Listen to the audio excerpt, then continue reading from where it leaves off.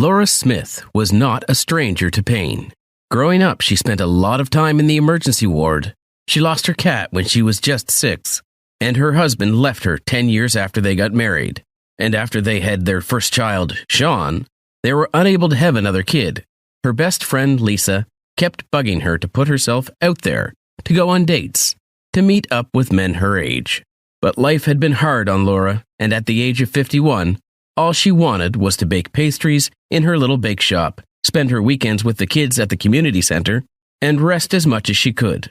She was diagnosed with arthritis a few years back, and she was advised to exercise as much as she could in a bid to manage her condition. She did not have any time to spend trying to get to know someone from scratch again, to be vulnerable to someone again. All the times she had handed out her heart to someone, it was shattered.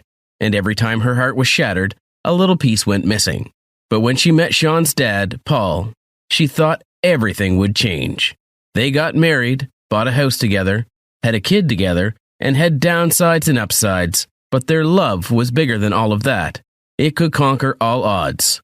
Or so she thought. Paul fell in love with the bartender in their local club, and he filed for a divorce. He said he fell out of love with her. He said that they got married too early, and he never got to know himself as a person. Laura was stung by it all. She loved Paul, adored him even, and ending the marriage was too much for her.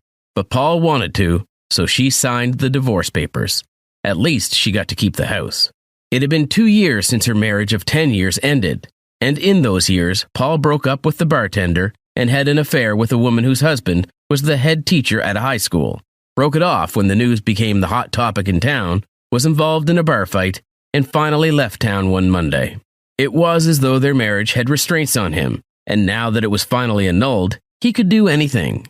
Laura steered clear of any topics that involved her ex-husband, even though he was the trending topic in town. She felt like she did not even know Paul, and she did not like the feeling. So, she was happy when she heard at the store that morning that Paul had packed up and left town. Lisa argued that Paul was living his life. He had gotten involved with a lot of people after the divorce, he was involved in fights, and he committed atrocities. So why then could Laura not do the same? But Laura did not view having an affair as the right way of living. She was content with her life the way it was. But Lisa pushed and pushed until she finally went out on a date. The date was pleasant. They just ate at Laura's favorite restaurant and talked about random stuff.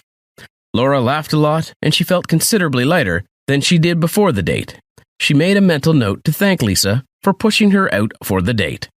She had a lovely time, and she enjoyed conversing with someone that wasn't a customer in her flower shop or a kid at the community center. All in all, she was happy. And that was why, when a call came in from her son's phone, she quickly picked it up with a smile on her face. A smile that was quickly wiped when the only thing she could hear from the other side was heavy breathing. Panic immediately seized her, and she called out her son's name before she heard a response on the other end. But it was not Sean's voice she heard. It was his wife's. Sean's wife, Natalie, was a likable person, and she had a sunny energy. But as she spoke to Laura through the phone, all her zest was gone, and she sounded like a maltreated pet. Laura did not like it. It was apparent already that something was wrong with Sean and Natalie. All Laura needed at that moment was to know exactly what was wrong so that she could step in and help. In all her panic, she jumped from her seat in the restaurant and ran out, as if that would help her situation. She just could not bear to sit down while her daughter-in-law sounded that way over the phone. Her date, Nick, followed her out and got the phone from her hands. He was calmer than she was, and he listened to Natalie's heavy breaths and deciphered the meaning of her almost incomprehensible slurs. Then he asked her to hold on and promised that they would be there as soon as they could. When he ended the phone call, Laura was staring at him with wide eyes as she waited for him to tell her what had happened. He told her as he dialed 911. Her son and his wife were involved in a motor accident on the outskirts of town, and they needed help. Laura gripped the lapels of her jacket as she waited for him to call the emergency line. He did, gave them the location, and they said they would be there. Laura could not even find it in her to be grateful to him at that moment. All she wanted was to be at the scene of the accident. She wanted to see Sean. She wanted to know that he was okay. She wanted to see Natalie. She wanted to hold them both in her arms. And she told Nick to drive her over. On the drive there, she kept wondering, what were they coming into town that late at night for? Why couldn't they just pass the night at a motel or something? What happened? Will they be okay? She needed them to be. Among everything in her life, they were the one thing that she placed above every other thing. No, nothing would happen to them. Nick was relatively calm as he drove her there. He wasn't shaking in his seat like she was. He did not keep peering ahead to see if they had reached the scene. He did not wring his hands continually, and he did not wipe furiously at his eyes to stop the tears that were spilling. But Laura did all that, and she could not just stop. When they got to the scene, the ambulance was already there. Laura ran out of the car. She saw Natalie being wheeled toward the ambulance. She ran to her. The girl looked battered. Her pretty dark skin was covered in patches of blood. Her legs were a bloody mess, and her tank top, which Laura was sure was a different color when she wore it earlier in the day, now sported bloody red. Her curly black hair was dirty and all over the place. There was an oxygen mask on her face. They assured Laura that she was okay, and the woman peered into the vehicle to see if her son was already there, but he wasn't. She asked around for her son. She looked so confused and teary and in pain, and as she was about to run to the accident spot, a man in uniform with a kind face held her and pulled her a few feet from the crowd. She still looked a mess, and she struggled to catch her breath, but at that moment, her problems were secondhand, and all she wanted was to set eyes on her son. But as the man pulled her away, she knew. Before he even said anything, she knew. It showed on his face. It showed in the fact that her son was not in the ambulance like Natalie. Sean was dead. Now the tears began to roll out, and she did nothing to stop them. The man spewed some rubbish at her, and she could see his mouth moving, but she did not register any of the things he said. She moved away from him and went to sit on the curb and stare out at the shattered car. The man, still doing his job, walked to sit with her, but she held out her hand to stop him. He hesitated for a few seconds, probably considering it was wise to leave the traumatized woman out there by herself. Then he walked away and left her to herself. Laura cried. As the ambulance drove away with Natalie, she cried. When she noticed the man with a kind face sitting a few feet away from her, she cried. When she looked back at the shattered car, she cried. When she saw that Nick was still in the car where he had parked it, she cried. When she saw Lisa make her way toward her, she cried. Lisa took her away from the scene and back to her house. She also helped Laura take her bath and sat with her throughout the night. The next day, as soon as the morning birds began to chirp outside her bedroom window, Laura said she wanted to go to the hospital to see Natalie. Lisa asked her to wait for a few more days, until she was in a better state. But Laura's mind was already made up, and she dressed up and asked Lisa to drop her off. Lisa knew that if she did not drop her off, Laura would either trek or drive herself to the hospital, so she did.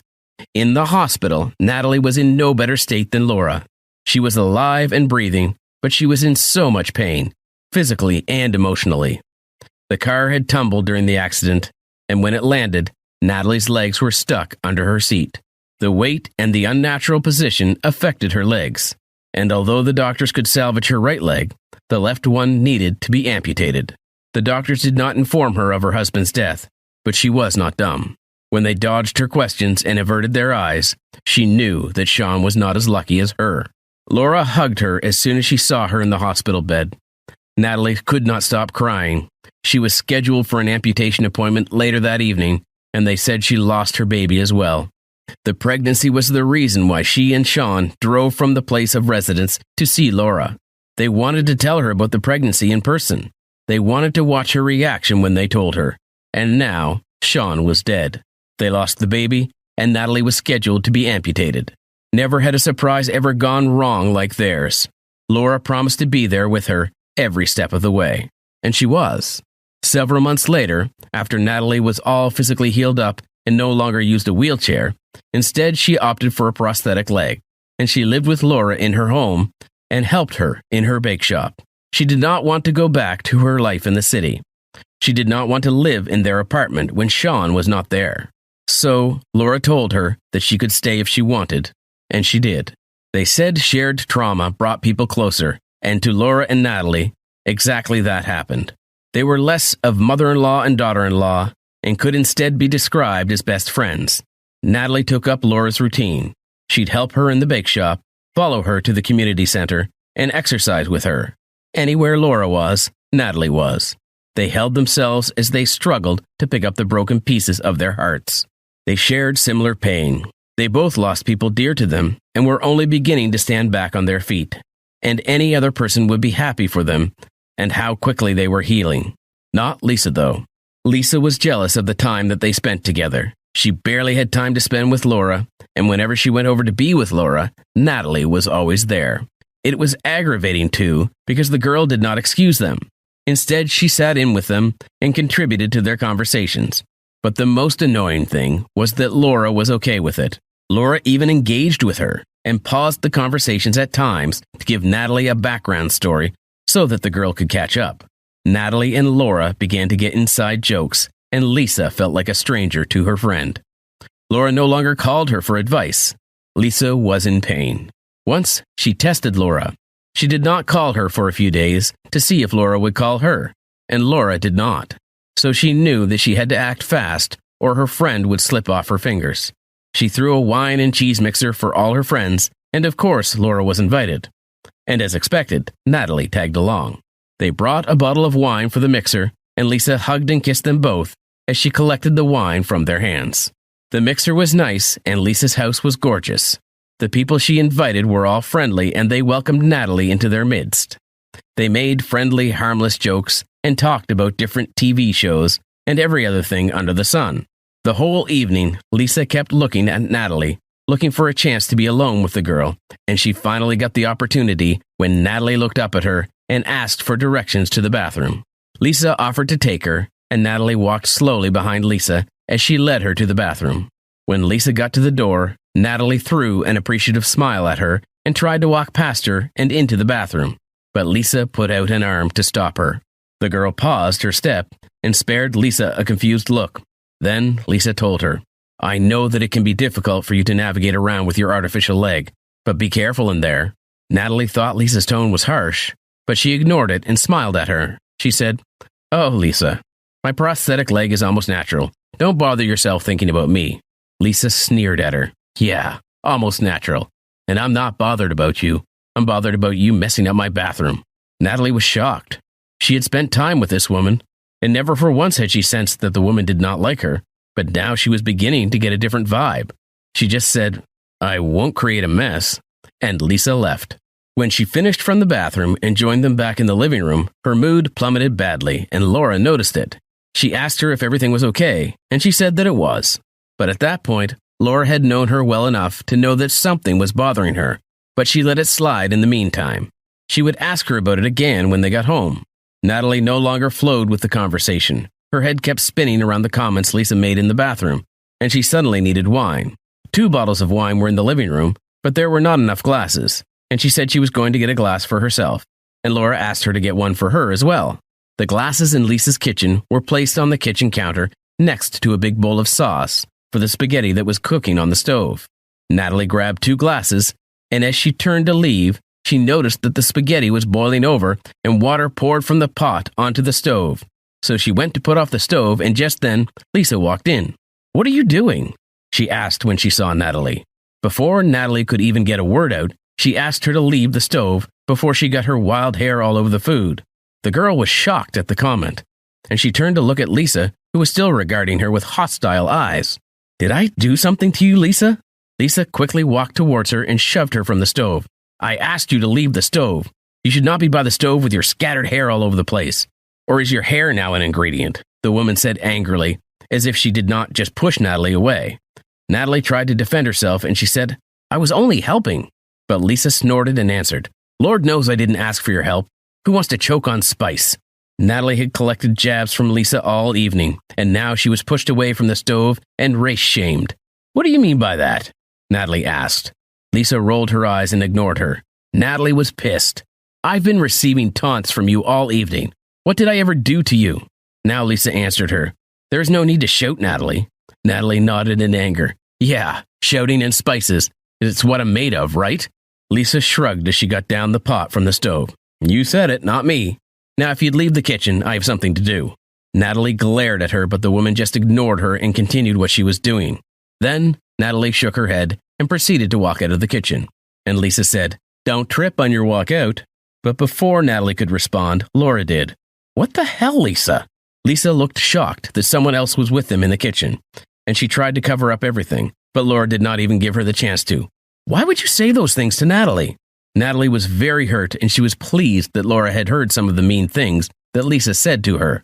Lisa tried to cover it up, and she said in a shaky voice, "Oh, Laura, it was just all harmless fun." Laura did not even need to look at Natalie to know that the girl did not view any of the stuff as harmless fun. She wasn't even the one that was talked to, yet she was so pissed, so she couldn't even imagine the girl's anger. Laura asked Lisa, "You call racism harmless fun? Or is it fun when you mock her condition?" Lisa could not find anything to say to defend herself again, so she just blurted out everything that had been bothering her. "Well, is it fun that she just came into town and took you over? Is it fun that both of us can't hang out alone anymore?"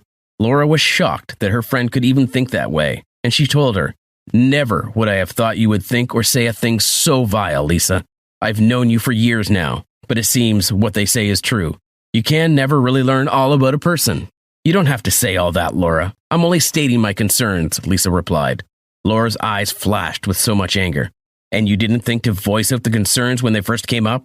You thought bullying Natalie was a better option? What, are we in high school?" Natalie tapped Laura's arm to let her know that the other guests were now in the kitchen, watching the drama. Laura ignored her and continued, "There was no need for you to even have those concerns. Natalie is new to town and she is hurting from something that you cannot even imagine going through. She needs comfort and she needs people who care about her around. I thought you were one of those people, but it turns out you're not." Guilty to her bones, Lisa had nothing to say to her defense. She had hoped to make Natalie uncomfortable and make her leave town, but now she saw that her idea was stupid and she had just pushed away her best friend. She stood there in fright as Laura gestured for Natalie to walk out of the kitchen, and as the girl did, she walked out after her. The other guests who had gathered to watch the drama made way for them to pass, and they did. Laura Smith had been in pain for most of her life, and she could only imagine the pain that Natalie was going through. She swore that she would protect her, and if that meant losing everyone, including her best friend, she would.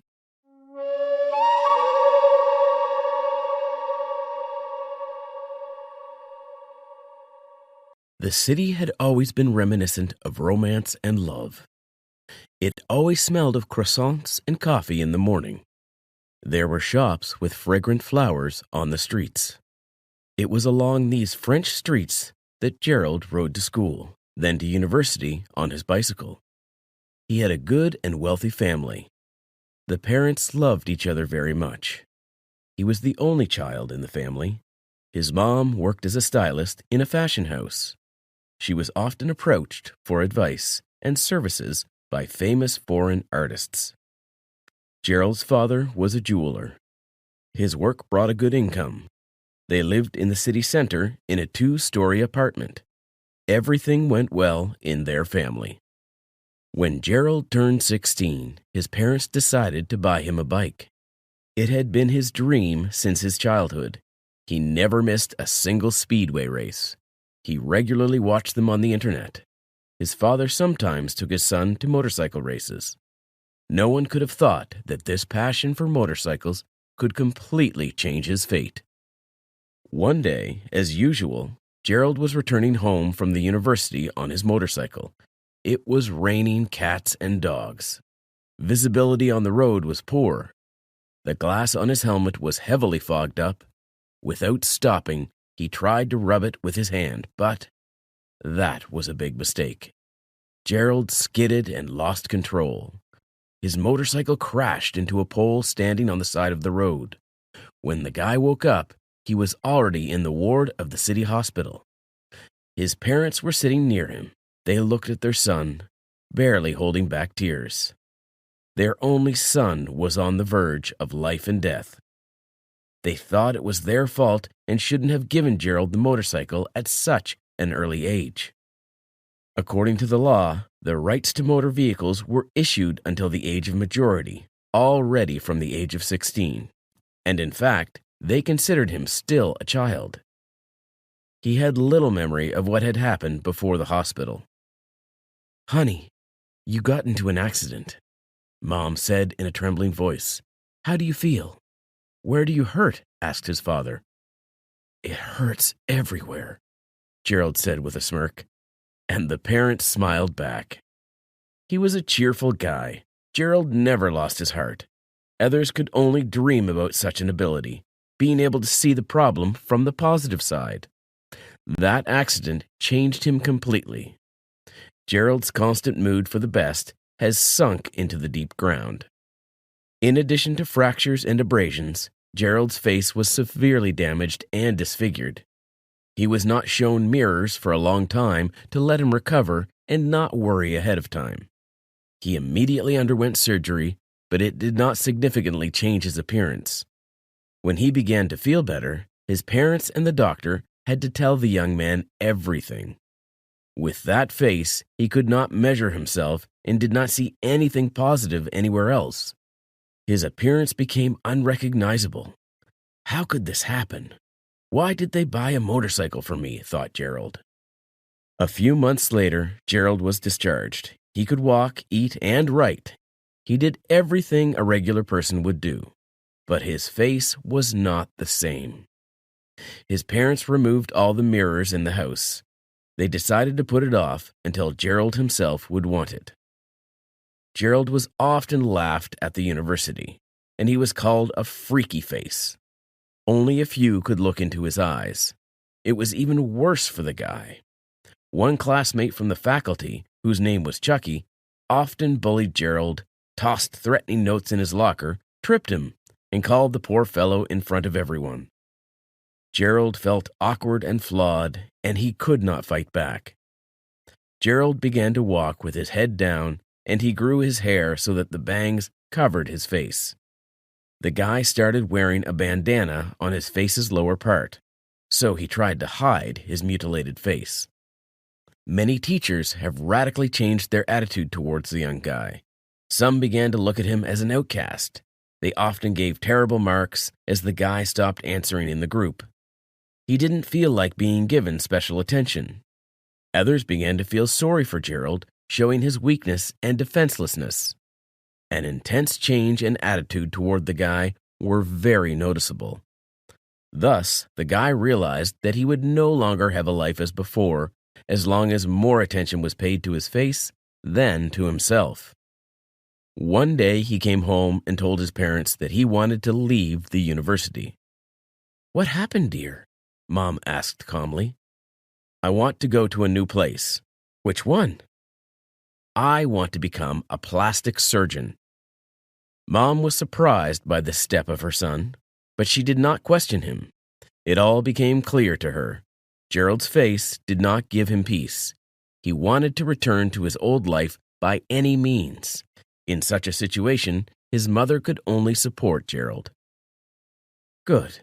We will discuss your new class with your father in the evening.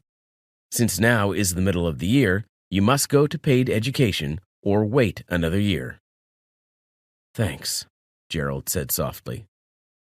Parents supported their son in everything from an early age, forbade him little, and spoiled him. And finally, the guy was transferred to the University of Surgery. Students' and teachers' attention to Gerald began to be expressed even worse than in the formal educational institution. He was ready for it. It was important for him to achieve his goal, to correct his appearance, to become the same guy from Paris. Some were interested in his appearance. Others, from the point of view of professional interest, wanted to take a closer look at his face hiding under his bandana. And one day, at one of the lessons, plastic surgery professor Mr. Green called Gerald to the blackboard. In front of the whole class, he asked the guy to take off his mask and show his face. Gerald was entirely at a loss.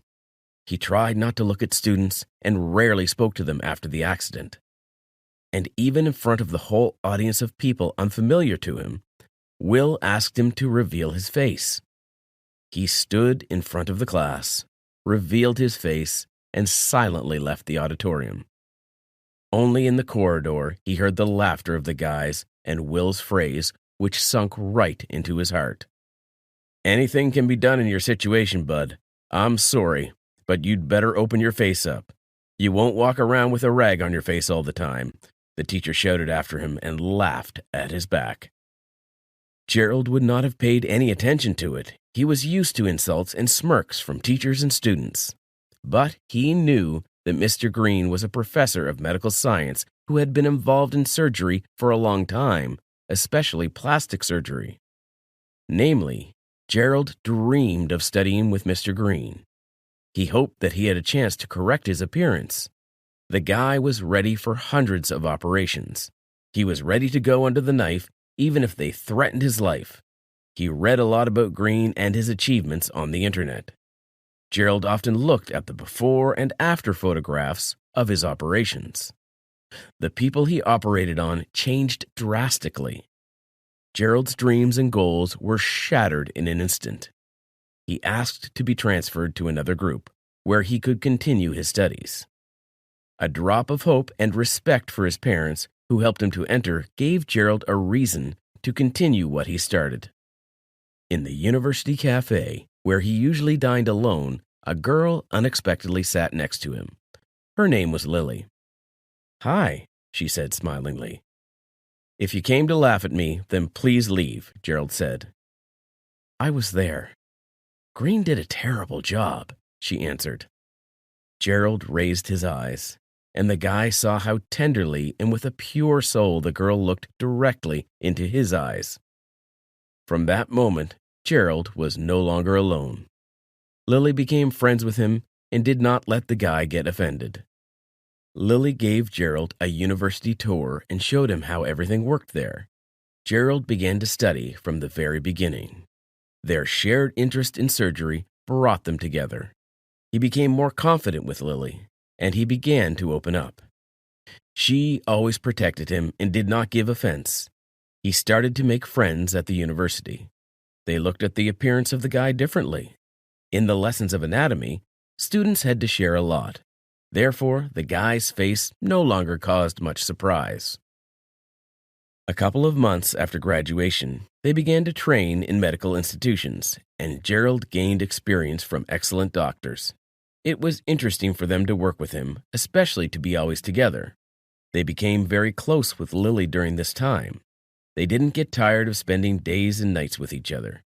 5 years later, Lily and Gerald got married. They managed to start their medical institution up. Gerald's parents helped him. Gerald and Lily had recruited a staff of good doctors. Together, they performed operations, and Gerald and Lily did what they loved. Of course, Gerald's face also got a lot of work done. He had to undergo several operations, which gradually led to miraculous results. It was impossible to restore the face to the ideal, but it turned out close to it. Gerald's beloved wife and his friend from the faculty worked on it together for long hours. They were aces in their field. Gerald completely trusted his friends. Over time, he no longer had those scars and distorted face. Gerald's sense of awkwardness and shyness vanished with them. He cut his bangs and became proud of their work.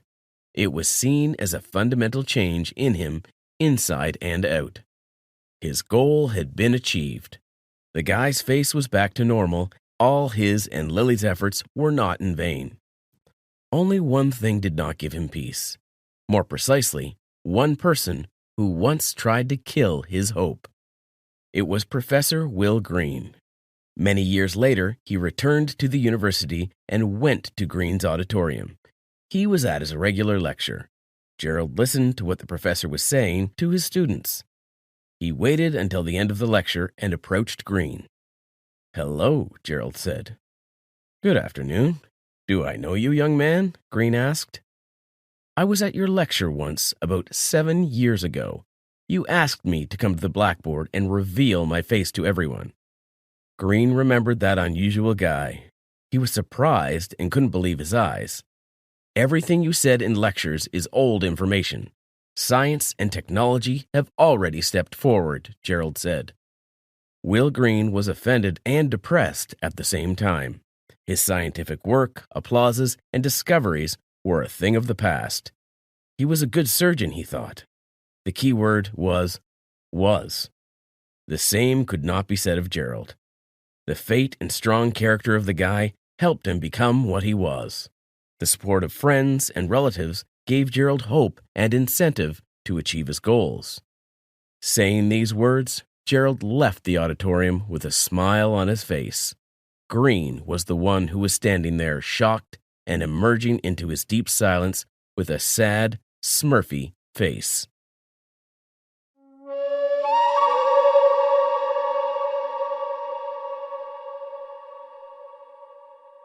Viva Fiesta! The loud parade passed in front of the house belonging to Jake. The drums rolled, the trumpets blared, and the colors of the costumes worn to honor the heroes that had given their lives in the Battle of San Jacinto made the morning an interesting one. It was early April. The autumn leaves had fallen, with the little green ones slowly spiraling their way into life. Jake stood by the window watching as young people jumped up and down, displaying acrobatic prowess while singing songs of victory. For a moment, Jake forgot he was close to 80 years old, as he saw himself as an 18-year-old once more, adorning the green uniform of the army. He had always loved the parade as it spoke of sacrifices, the ones heroes made and the ones he made for his country. "Jake, you look excited," Martha said as she came to the window to peep out at the parade. "Oh, yes, dear Martha." Jake likes to add dear to Martha's name. It makes her smile. He used to boast to her about how much of a great poet he was. He would then go off in a recitation while having his face animated like a teenager, knowing what love felt like the first time. This always sends Martha rolling. She came to see him as a family since she started working there.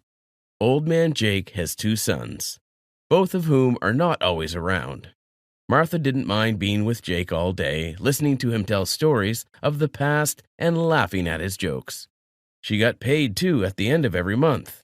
Approaching 40 years, Martha is a geriatric nurse who practices privately. Old Man Jake is one of the 4 clients she takes care of, and he is also her favorite. "What could be the cause of the excitement?" Martha asked. "First, watching the fiesta another year in a row is one thing to be grateful about. You know, I fell down the stairs late last year. It was an excruciating hour before the ambulance arrived. And my sons who live with me? Well, an old man cannot ask for more, can he?" He broke off with a distant look on his face. An old couple, both gray and waving the American flag, passed with the parade. San Antonio was witnessing another fiesta. It is a practice that has been upheld for more than a century. It would be 2 weeks of displays, parties, and fun. Old Man Jake was already beginning to lose flavor in the loud things of life. Or could it be because of his sons? Martha wondered. She watched as he turned away from the window and walked back to his favorite settee.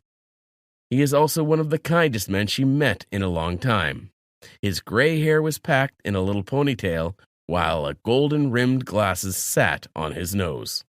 As evening came, Martha got ready to leave. It had been an eventful day with Jake, talking about the past and advising her about the future. He would always complain about how difficult the world has become for older people. Young ones for whom the old ones lived and fought so they would have freedom treated them bad. His 2 sons, whom he spent money on so they got an education, made things hard for him.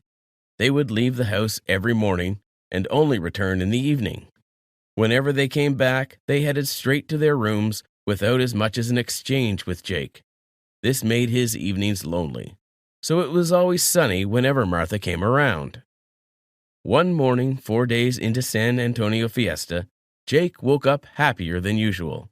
He got out of bed himself without having to ring the bell that would bring a drowsy Liam to his bedside to help him out. Jake went straight to the kitchen and started making chicken fried steak. He also put some coffee beans into the coffee pot and waited for it to boil as he whistled an old tune. The aroma of the food saturated the whole house. This forced Liam and Elijah down the stairs to the kitchen. Elijah is the older of the 2. At 42, he was unmarried, had been to prison twice, and worked in the local club as a bouncer. One would have thought that having been in prison would at least tame him, but it didn't. He still engaged in bar fights and came home drunk to his father. Liam, on the other hand, worked at the thrift shop. He had gone through a messy divorce 4 years earlier. The court granted custody of the 3 boys to his wife.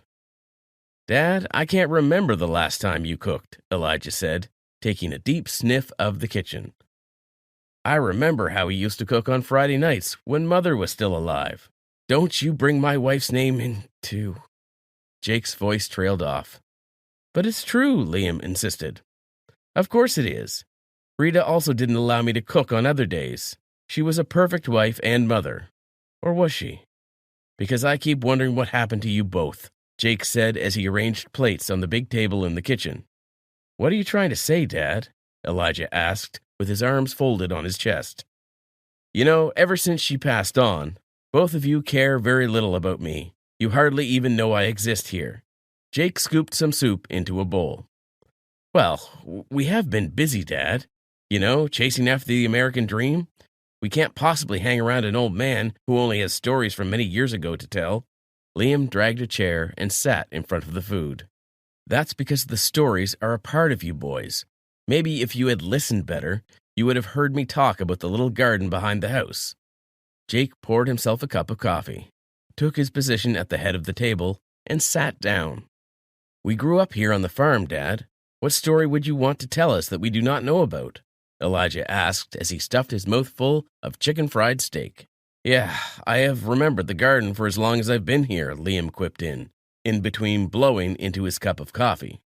Jake looked at the men and smiled. His eyes carried a glint that was not there in the past. Elijah looked at his father and back at Liam. He wondered what could be going on in his mind. He had never seen his father this excited. Jake brooded and would sit reading all day. He was glad when Martha started coming to the house to look after Jake. "There is something about that land, you know, the one that stretches past the garden. It smells of the tender grasses in the morning, the sunflower opening up towards midday and showing its yellowness to the sun, the hug of nature, and the general feeling of being in tune with the universe. A great battle took place on this land, just beyond the garden. It was a fierce battle, cannons boomed, and heaven received souls. It is called the Battle of San Jacinto." Jake went down history lane again. Elijah listened to his father talk, not because he wanted to. What bothered him, or was of interest to him in the story, was the way Jake narrated it. Then that glint in his eyes looked like one that just came upon a discovery. This kept him rooted to his chair. Liam, on the other hand, paid little attention to the story. He calculated how much he would make in the dog race later if he should go to the bazaar. Liam didn't like the part about donating money to charity in Fiesta, but he enjoyed taking from them in races and games that had stakes. Stories were rife about how a box containing gold and pearls with other rare metals was buried in the ground somewhere. My grandfather told my father how he bought the plot because of those stories. He had seen men come to great wealth by striking some hidden treasure. Jake paused dramatically to look at his children. He had their attention. "So," Liam asked. This was a stake more than he would ever get at the bazaar. He never found the treasure. If he never did, why are you telling this story? "Liam, you can see why I don't listen to the old man talk." Elijah pushed his chair back. "Don't you want to hear the end of the story? That's where the lessons always are." Jake motioned to his son to sit down. After the boy did, he continued. 3 days ago, I was working in the little garden, tending to the flowers and digging up weeds, when my shovel struck something hard. I know there are no rocks around, so I was surprised. I tapped it with my shovel and felt the same hardness, but this time there was an accompanying hollow sound. I dashed to the shed, got a pickaxe, and started digging. Truly, the box came up. I couldn't pry it open, and what gain would it be to me to have all that wealth when I have children who would use it better? The silence in the room was short. Liam was the first to reach his father, while Elijah collected the spoon from Jake and began to feed him. Liam raised his leg and began to massage his feet. "Which part of the garden is the box buried in? Did you leave a sign for us to find it?" "Easy, boys," Jake said slowly. "You're the first lot I am telling my discovery. Don't be in a rush. We have the whole day and many more days to ourselves. I don't want you fighting over the treasure when you finally discover it. So I sought the service of a lawyer and had everything written into my will. This means that aside from the house, you got to inherit something substantial."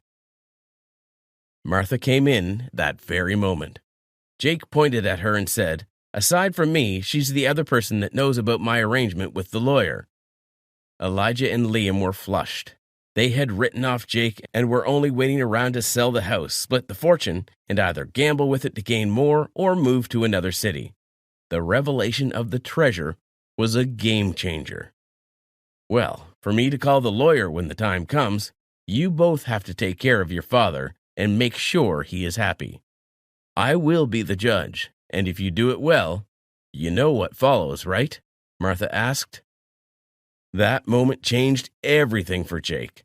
Elijah and Liam broke their bank for him and made sure he enjoyed Fiesta to the fullest.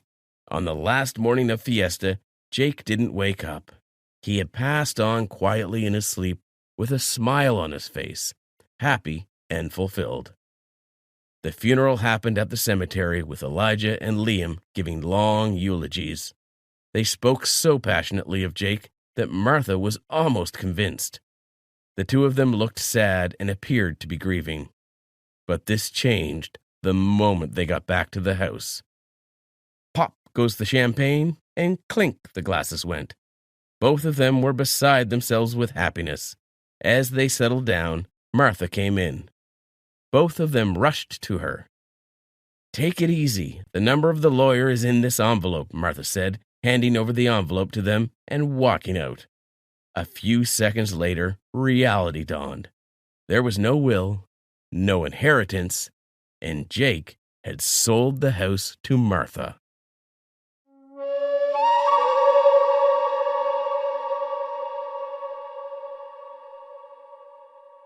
She closed her eyes as she let the pain set in, trying fruitlessly to hold back the tears that threatened to fall from her face. She has to concentrate on not crying out loud as she remembers her late mother's words.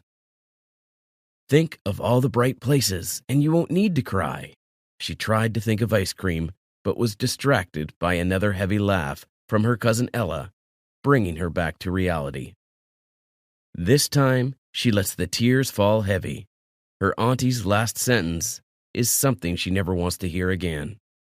She watched as Ella ran inside with glee, coming back with a bucket of cold water, always joyful to see her suffer. Her hatred for her started immediately after being introduced to the family as her cousin. Since then, she has promised to make her life a living hell. She hurriedly got up, shaking as her auntie ordered.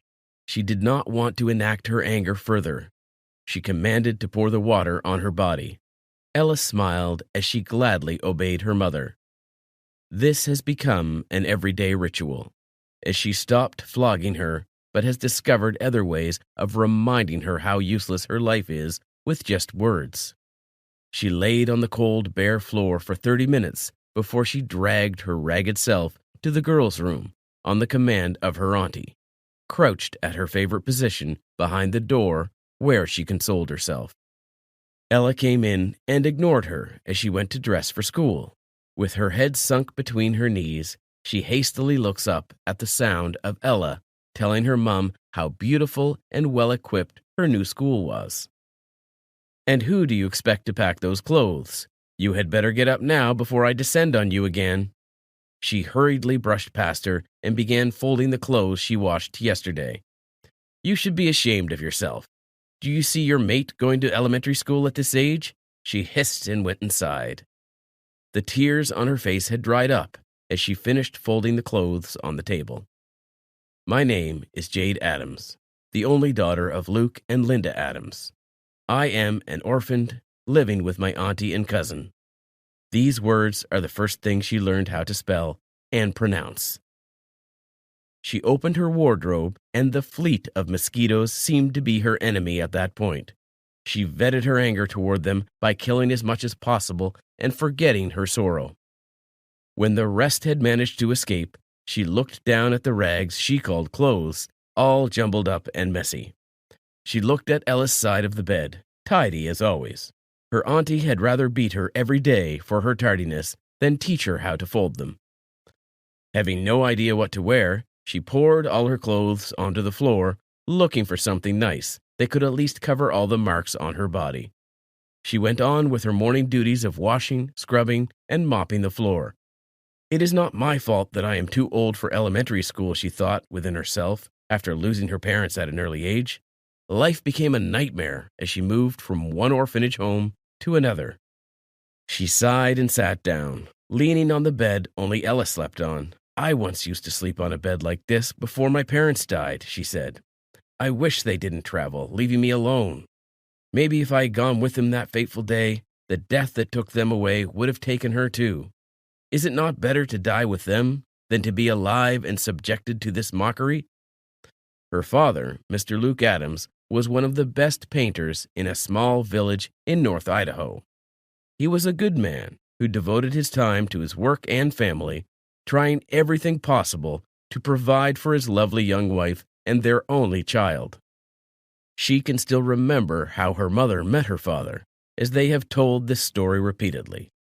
They attended the same community church and volunteered to help the needy in their community. When her father introduced her mother to his parents, it was unsurprising to both families as they had patiently waited for them to do so. The marriage was a small gathering where they invited close relatives of both families to rejoice with them. Life for the two lovebirds was a bed of roses as things were moving on fine. When Jade was born, her father promised to send her to the best school, as he was not privileged to live out his dreams. Maybe through why, he said, I can finally accomplish that. He then told her of his dream to become a neurosurgeon. She immediately promised him that she would help bring that dream to reality, since her dreams are also to become a neurosurgeon. The death of her parents later scattered those dreams. The driver was here. Her auntie screamed at Ella, "Finish your food in the next 5 minutes, or you are going to school with an empty stomach." As she began dishing food into her plate, she has been starving for the past 2 days because she mistakenly burnt her auntie's gown. She looked up to her auntie, expecting to see sympathy in her eyes. Maybe she would pity her and give her some food to sedate her rumbling stomach. She frowned as 2 slices of bread fell onto her plate. "You should be lucky I gave you something to eat, as I don't want you to die on us, because if you do, who will be cleaning and doing the house chores?" Before the death of her parents on her 5th birthday, she had wished for a long life, a beautiful house with 2 brothers and sisters. Maybe the wish fairies are sleeping, as she can't remember her wishes being granted. She went to the bedside shelf in the room. It contains most of her stuff, so she practically calls it her own. Ella hardly sleeps in the room with her. She prefers sleeping with her mom, but mostly comes to the room to dress up, or occasionally, when they are friends for a few seconds, chats with her. She pulled out the case containing her undies and brought out an old family album containing the pictures of her mom, her dad, and the life she once knew. She glanced through the photos, especially the one taken on her 5th birthday. With tears in her eyes, she promised to make them proud. As lonely as she was, she has this soothing feeling whenever she glances through the album, as she reminisces on the life she once had and thinks of the one she wishes to have. "Jade," her auntie called. As she hurriedly went to answer her, "You decided to keep me waiting." She shook her head vigorously. "No, Ma." She pointed to the chair beside her. "Wash these clothes and iron them very well. If you like, burn them. Ella and I are traveling tomorrow for an important occasion in New York. I need them thoroughly ironed." She hurriedly washed the clothes and spread them to dry. The following day, after her auntie and Ella left, she went over to Williams, as she could not wait to share the great news with him. Williams is an orphan like her, but unlike her, he is privileged because the family that adopted him is childless, so he is well taken care of. Williams has been her secret tutor since he found out that she has a passion for school and is always impressed by how an intelligent girl like her has been denied the privilege of going to school. She told him the news of her auntie traveling to New York with her daughter. Months ago, Williams helped her register for a scholarship program organized by his school for the less privileged children who can't afford primary education. The scholarship scheme covers from elementary education to the university stage. With the help of his mother, a high school teacher, William could narrow out the type of questions they would be asked during the exam, helping her master each question. She has been giving her very best, knowing fully well her future and the chance of her leaving the hellhole that faith has brought her solely depends on whether she succeeds. She became more focused and utilized every opportunity she got to practice and solve every quiz Williams gave her. Her auntie traveling for a few days gave her an edge over the situation as she fully dedicated time to study. On many occasions, Williams has asked her about the relationship between her and her auntie. She has not been able to give him any detailed information as to how she was related to her, because whenever she asked her auntie if it was her father or mother, she was told to, it always ends with silence, as her auntie has to refuse to explain to her who she was related to. All she could remember was being one day in the office of the miss, the lady in charge of the third orphanage she was staying after the death of her parents. When she got to the office, she met her auntie, who claimed to be related to her, with a picture of her parents and her smiling happily. She hurriedly followed her, thinking that her life would change. She saw her parents smiling happily with her, but she never knew that she would be treated as though she was still in the orphanage. Jade kept counting every hour of the day until the competition day. Having prepared herself well, she prayed to God and reminded her guardian angel to help her succeed, as her future depended on her passing this scholarship exam. She had been consoling herself with the success story since Williams told her about the scholarship. She came to the exam venue in the company of Williams, who kept reminding her to have faith in herself, as he was very confident she would be among the selected candidates. A few months after she took the scholarship exam, life returned to how it was before. Her auntie continued with her behavior, and Ella was hers. Every day without hearing from the school, she keeps losing the small hope she has been holding on to. 8 months after the exam and a new academic session had begun, the school pasted the names of the selected candidates.